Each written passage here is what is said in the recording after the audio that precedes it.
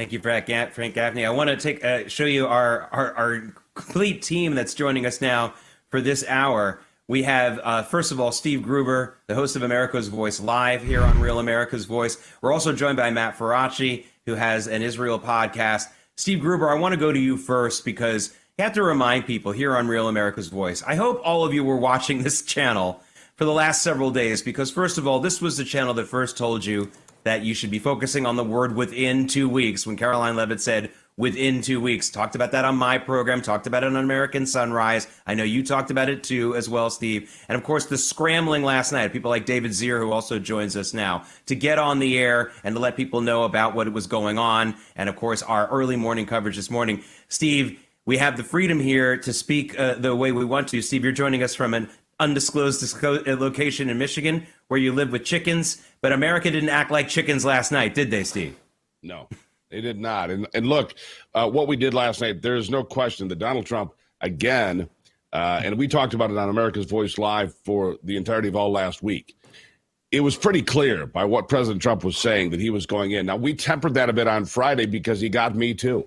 He got me to say, well, maybe they're going to take a moment to negotiate for a minute. They were never going to take a moment to negotiate. The negotiations were over as far as the plants in Fordo and the Natanz and the others. They were going in. They had made the decision. They moved some B-2 bombers. Again, it's great manipulation of the headlines and propaganda to open the avenue so that America could deliver they call it the Midnight Hammer. They could deliver the Midnight Hammer to Iran and say, look, we're not going to tolerate you having a nuclear weapon. And for the people that are out there today, well, why is it up to us to have oversight over Iran? Because nobody else can. Because it's our job to keep the world safe. It's our job to make sure that the mullahs in Tehran do not have nuclear weapons that they will use, not just on Israel potentially, but potentially on the United States. They want a delivery system, ICBMs, intercontinental ballistic missiles. They want those missiles available so they could hit the United States. That's a fact. And for anybody who questions why we did this, we did this because we had to. And we have an opportunity for the first time since 1979 to deliver a blow to Iran, to that regime that is at its weakest point since 1979, since the Iranian Islamic Revolution of 1979, when they took 52 Americans hostage for 444 days. This was the window that was open. We called it here on this network. We said they're going within a couple of days. I said by Saturday. Apparently I was right about that. You were too, Jake. I know that Matt Faraci and David Zier and all the rest have been watching this closely as well, because we're right on the cusp of a change of leadership in Iran. And how important would that be to the world going forward? Their neighbors like Saudi Arabia and Jordan and other countries in the Middle East, they don't want Iran to have nuclear weapons either, because they don't trust these people in Tehran to have that kind of power. And that's where we wake up today. And that's where I woke up today, because I've not been feeling well, but I woke up and I've absorbed all of this. And look, it's a new day. I applaud President Trump and his administration, Pete Hegseth, for pulling off another head fake. Oh, look here, we've got, and then bam, Midnight Hammer falls on the Iranians. And I have to say, most Americans are not for boots on the ground, but they're perfectly okay with this kind of an activity to stop the Tehran regime from having nuclear weapons. No, Steve, you may be sick, but you sound great, and what you have to say is very wise. I want to go to Matt Faraci. Matt, you're a former political strategist. You know, we're talking about regime change in Iran, but I'm not putting tongue in cheek when I say this, Matt. When are we going to get regime change from the Democratic Party? I don't know how smart a political consultant you have to be to understand that if you are an elected Democrat in this country right now and you stand for this attack, and you stand for what is a safeguarding of the American people, a safeguarding of our allies, an attack against a regime that is against every liberal belief and philosophy under the sun, whether it's the suppression of women, whether it's the killing of gay and lesbian people, on down the line. I don't think I need to be a genius to say that any Democrat that does that will get a boost in the polls. They might get a shiv in the side from the DNC, but they would get a boost in the polls. Could this lead to regime change among the Democratic Party, where we see sane Democrats coming to power over there? Well, first, what I'd love to do, if I might just for a second, is add to what Steve said, because I think it's prescient. The nature of the threat I think the whole conversation about the nature of the threat has been way off. And that's probably because people have what I call George W. Bush syndrome. Before George W. Bush, when the president of the United States said that such and such is a threat, we believed them. And unfortunately, after George W. Bush, because of the fact that there were no WMD found in Iraq, et cetera, now when the president says something, everybody questions it. First of all, of course, these weapons were a threat to Israel. There are several 100,000 Americans, I need to point out, living in Israel. There are also Americans living in the region. You'll also further notice that of the Arab states who can't stand Iran, you haven't heard anybody saying anything negative, right? That's partly because the president went over there beforehand and let everybody know what was going to happen if Iran chose not to give up their nuclear program. But I just want to make the point that, yes, Israel's a key ally, and yes, it was a threat to Israel, but it's also a threat to the United States. I think people are thinking in a linear manner, right? They're thinking about, well, Iran could build a nuke, and then they could put the nuke on a missile, and the missile could hit Israel or Europe in the short term and America in the long term. Yeah. The other thing is what we're going to let you finish in just a second, Matt, because we're going to have to take a break. We're talking with Matt Faraci. Remember, you're watching Real America's Voice. We were live all day yesterday with Steve Bannon, who said the party is on right here. This was the network to watch. This was the channel to watch, and it still will be when we come right back from break. We'll be right back with Matt Faraci here on Real America's Voice. U.S. military carried out massive precision strikes on the 3 key nuclear facilities in the Iranian regime. God bless the Middle East. God bless Israel, and God bless America. Thank you very much. Welcome back to our live coverage here of Operation Midnight Hammer, the U.S. strike on the Iranian 3 nuclear sites, according to the president and our Secretary of Defense, completely successful. We were just in the middle of talking with Matt Faraci when I rudely interrupt you. I'm sorry, Matt, but before you get back to your point, I want to ask you about the media coverage of this. It's really important for the American people to understand that those of us in the news business who have been in it for a long time, like myself, like people like Steve Gruber, like Frank Gaffney, David Zier, we knew this was going to happen when it was going to happen, for the most part, not the exact hour, but you get the point. Right. And accordingly, here on Real America's Voice, we were live yesterday with Steve Bannon's War Room, and he's live on the air when this thing starts, and he says the party has started. I mean, there is an absolute... I was just talking about what we need, regime change with the Democratic Party, but people also need to understand media messaging here. I am not looking to win elections for anyone or going into the trenches, but I'm here to tell the American people what I think they're not getting. Even on those established channels, we know who they are, where they think maybe there's a friendly message. And I think, Matt, that's important now too, right? The American people need to get good, clear, in the minute messaging like they got here, and they're getting here now. Yeah, exactly. And just to double down on what you're saying, again, the nature of the threat, a nuclear armed Iran is a direct threat to the United States. And one of the things that we don't know is, let's say that they were able to make nuclear weapons. They also specialize in drones. What kind of technology or delivery systems could Iran use to deliver those nuclear weapons? Or who would they sell them to? Because there's lots of bad actors around the world. They're the biggest sponsors of terrorism, so they like to give weapons to their proxies. It doesn't take a genius to figure out what's happening there. To your point about the Democrats, I think there's 2 sort of key things that takeaways from this. The first thing is it's quite terrifying to see the face, at least, of the Democratic Party as an anti-American party, a party that is rooting for the other side. That is something that's unprecedented and that we've never seen in this country before. And I know people are saying, well, they should keep going because they're never going to win an election. But the scary part is, if they were to win another election, it would make Joe Biden look like a moderate. And that's, to me as an American, that's very troubling. The other thing that I am hoping and praying that this strike has done is, if you look at the bedwetting on the right, and not just from Tucker Carlson, but from a bunch of other voices on the right, who obviously have fatigue from the forever wars that have been fought since George W. Bush. The point is, and I'm sure Frank Gaffney has made this point beautifully on air, is that not all wars are the same. Not all military actions are the same. Taking out nuclear sites with a precision strike is not the same as putting hundreds of thousands of Americans on the ground in a country for an indefinite period of time. The president has never suggested that that's something he's looking to do. He has consistently suggested that he wants to get rid of Iran's nuclear program. And finally, everybody's seeing that he was actually serious about what he said from the very beginning. Please negotiate. Okay, you don't want to negotiate. I'm going to get rid of your nuclear program. It's amazing to me that Trump has been around for 10 years and people have still not figured out that when he says something, he means it. Yeah, I couldn't agree more. Steve Gruber, I want to go to you because, you know, you're in America's heartland. You're in Michigan, which more than just being the heartland is also a key swing state in these last few elections. I mean, you can't put it's hardly Certainly a more important state to the United States right now. Steve, how do you think the people in Michigan are going to respond to this news, have been responding to this news of Operation Midnight Hammer?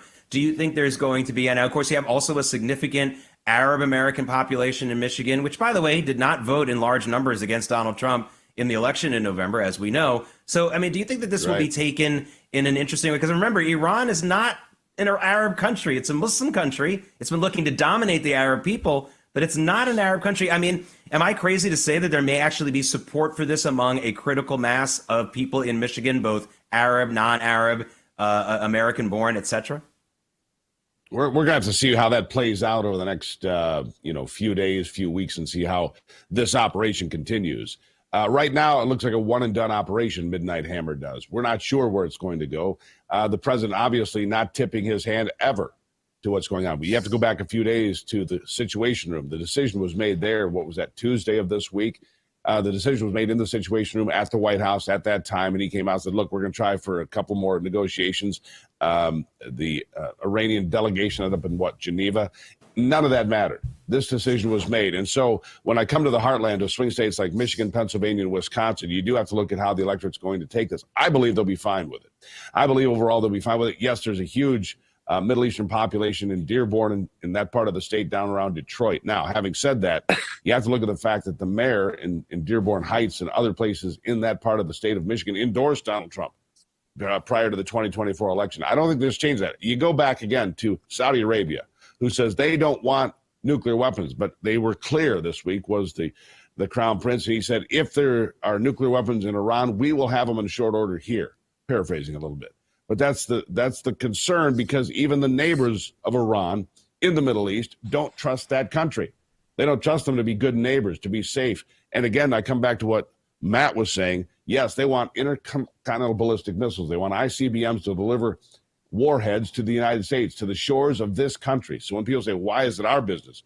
Because it's your family, your children, your grandchildren that face the threat of Iran. When people look you in the eye and say, death to America, believe what they say. It's what they think. It's their philosophy for all these years. And I want to add one more thing to all of this. And that is, where does China come down? China gets 20 to 25% of its oil out the back door, by the way, on the black market from Iran. And this will hurt dictator Xi. Xi Jinping will be hurt economically to a point by this. You're seeing the Iranians now saying they have voted to close the Strait of Hormuz. Well, if they do that, the oil delivery systems to China and elsewhere will be constricted. China's already got problems with its economy. China's already got problems internally with its people because of the economic pressures levied by tariffs and so forth by this president. And again, Donald Trump does exactly what he said he's going to do, and that's put America first. So he's not concerned with China on oil and so forth, but China is facing a problem here because it further constricts our economy. Oil is at $77 today. 10 days ago, it was at $62. It's up $15 a barrel already on the open market. Looking at West Texas Intermediate and Brent crude, the benchmark here at $77.50 now as it's creeping up. These are things to watch. How China reacts is important in this. Russia also gets oil from Iran. So does North Korea. This is their partner in crime, if you will, that supports this network of terrorists, of Hezbollah and Hamas and all of the rest. So this is going to be an interesting thing to watch as to how those countries react to what has happened. But I say, I think here in Michigan, people are going to applaud the move by the president. Didn't put boots on the ground, devastated their nuclear infrastructure, we believe. We obviously were waiting for more intel, but it looks like Fordo and Natanz and these other places got hit hard. 14 of those MOABs got dropped into the key Iranian nuclear facilities. It's what they voted for, is to protect this country first, America first. And I think that most people are going to be okay with it, Jake. Yeah, I agree. We have a great panel here. Steve Gruber from America's Voice Live. We have Matt Faraci, a political strategist and also a podcaster. We have David Zier in Washington, D.C., and we have Frank Gaffney. I want everyone to watch Prime Minister Netanyahu's response. Many of you may have not seen this. This is Prime Minister Netanyahu's response to the news of Operation Midnight Hammer. And then I'm going to get the panel's reactions to this because I think there's a lot to unpack here as well. Check it out. Congratulations, President Trump. Your bold decision to target Iran's nuclear facilities with the awesome and righteous might of the United States will change history. In Operation Rising Lion, Israel has done truly amazing things. But in tonight's action against Iran's nuclear facilities, America has been truly unsurpassed. It has done what no other country on earth could do. History will record that President Trump acted to deny the world's most dangerous regime the world's most dangerous weapons. His leadership today has created a pivot of history that can help lead the Middle East and beyond to a future of prosperity and peace. President Trump and I often say, peace through strength. First comes strength, then comes peace. And tonight, President Trump and the United States acted with a lot of strength. President Trump, I thank you. The people of Israel thank you. The forces of civilization thank you. God bless America. God bless Israel. And may God bless our unshakable alliance, our unbreakable faith. Let's start with David Zier. David, I thought that Bibi and Donald Trump had broken up. They were having a big fight. I heard the left and people who hate Israel dancing in the streets a couple of nights ago saying this is the end of their relationship. Not so much, right, David? No, Netanyahu wasn't going to visit Joe Biden. He went to the Southern White House to visit Donald Trump earlier in the year. They know what has to be done, Israel being a key ally for the United States here. But I would just express, there's definitely concern out there. The UAE and Turkey are upset about this escalation. Russia's condemning it. Saudi Arabia.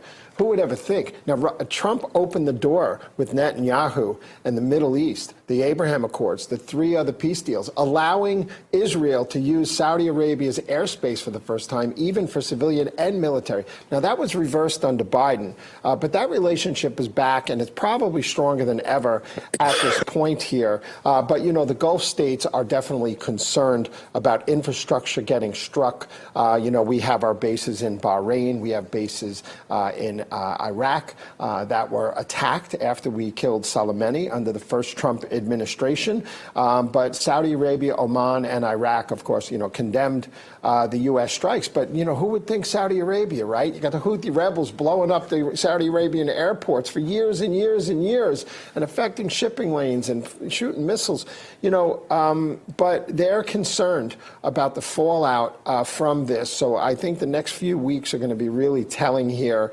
because it's a victory right now, but it's something very close to watch. And I just wanted to add those Gulf states, Oman, UAE, Iraq, they're concerned also about environmental damage that can be done if things start blowing up, if there's radiation leaked, all kinds of stuff. And like I said earlier, 60 million people get their drinking water from desalination plants through the Persian Gulf.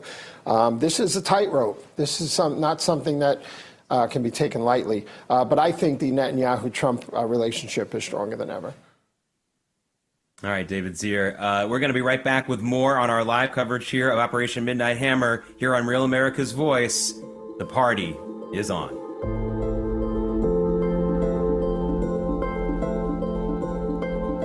The party is on. And so that is our analysis this morning. Is the party on? Is this thing, are we inexorably drawn into this, and maybe the day of action? The one swoop of a jet that Kayleigh McEnany wants, just one swoop of a jet. massive precision strikes on the 3 key nuclear facilities in the Iranian regime. God bless the Middle East, God bless Israel, and God bless America. Thank you very much.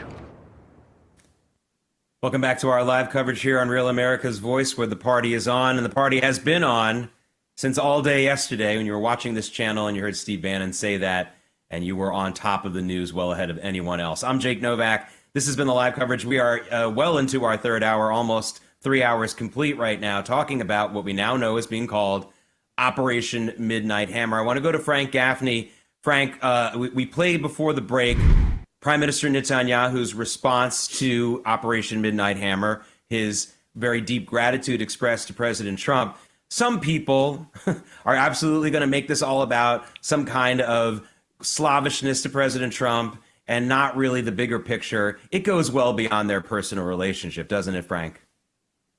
Oh, assuredly. And I think what Bibi said, which was pitch perfect, is this is about changing the course of history.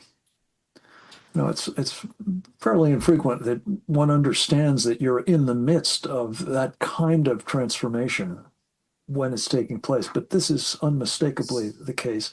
And he also made the key point, I think, Jake, that this is about Western civilization, or if you will, Judeo-Christian civilization. That's what's on the line here. It's not just Israel. It's not just America. It's not even just Europe and, you know, other parts of the world. It's about the civilized world, which is exactly what these mullahs in Iran are trying to take down and have been since they came to power. And if I could just take a minute to respond to something Steve said, his analysis, I think, is right. The American people are with Donald Trump on this.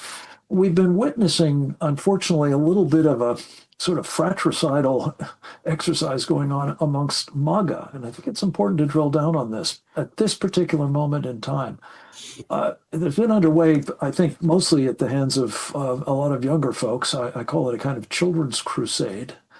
A push to say, no, none of this is our business. Peace is all about, staying home and minding our own business. And it doesn't matter what happens to Israel. It doesn't matter what happens to the people of Iran.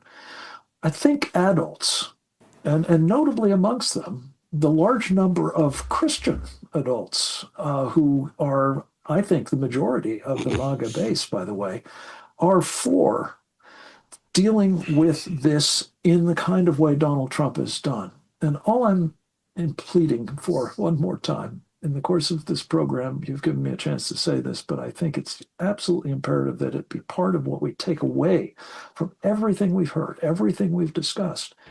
Will history be determined with an ongoing presence of the Ayatollahs, the mullahs, the Sharia supremacists in Iran, continuing to do what they can to take down Western civilization? Or will it be defined by the people of Iran finally, at last, having a chance to free themselves and free Iran and bring it back into that Western civilized world? And I think this turns now, not on American force of arms, not even on President Trump's leadership. It's just a matter of allowing the Israelis to do what I believe they know must be done, which is to end the regime in Iran and the security apparatus that keeps the people there terrified and repressed and enslaved. And if those things take place, Bibi's absolutely right. Western civilization will prosper. Iran will prosper. Israel will prosper. The United States will prosper. And last point, the alternative is to leave in place people who can command at any time attacks on our forces in the Gulf, of course, more attacks on Israel, and the operational attacks inside our own country by the cells and the assassination teams that they've put here. All of these reasons argue, I think, convincingly for doing what the vast majority, I'm convinced, of MAGA, to say nothing of the American people, want, which is a decisive victory at last. We haven't had one really since World War II. This is one we can get, and we don't have to do it ourselves. God bless Israel. God bless America. Thank you. Yeah. Matt Faraci, your thoughts on what Frank Gaffney just laid out. I'd like to get your overall thoughts. I'd like you to address specifically the people who aren't so sure about this. I'm not talking about the crazy Trump deranged syndrome people who if he says 2 + 2 = 4, they'll say it's 5. I'm not talking about the people who are so anti-American and anti-Israel that they can't be reasoned with. I'd like you, Matt Faraci, to address those people who are saying this morning, I want to trust President Trump, I want to trust our military, but I'm not so sure about this. What would you say to them, Matt? Well, as somebody that goes back and forth between the United States and Israel constantly, one of the things that I've appreciated is that the more time you spend in the Middle East, the more you realize that the average American, and this is not an insult, it's just a fact, the average American does not understand the culture over there. It is vastly different than the culture in the United States or anything that we may be familiar with in Europe, although, goodness, the way Europe's going, that may come back to bite me. The way that it works in the Middle East is that the only thing that people take seriously is the threat of force. Why do you think Israel is so heavily armed? And why do you think the IDF is so prepared all the time? Because they know that the only way to deter terrorism is force. So the fact is that I think the mullahs here made a miscalculation, which was that every single U.S. regime or U.S. administration, before President Trump had said, hey, line in the sand, if you remember Obama, line in the sand. We're not going to allow you to have a nuclear weapon. Some weeks ago, and it was credited to President Trump, this statement that Iran has never won a war but has never lost a negotiation. And so when the president said, we're not going to allow you to do this, he had to back that up. If Iran was not ultimately willing to divest themselves of their nuclear program, Trump was going to have to back that up. And here's what I think the most salient point. There are those critiquing the administration and saying Trump is starting World War III. It is just the opposite. Trump has made this move to stop World War III, to prevent World War III, to remove just imagine Iran, which has obviously been allied with Russia, allied with China and some other bad actors. Imagine Iran, which was apparently very close to getting their first set of weapons, being allowed to continue to do that. Now you've got World War III. Now you've got the serious threat of World War III. Also, David, to your point about the Saudis, I personally think that was kind of a wink, wink.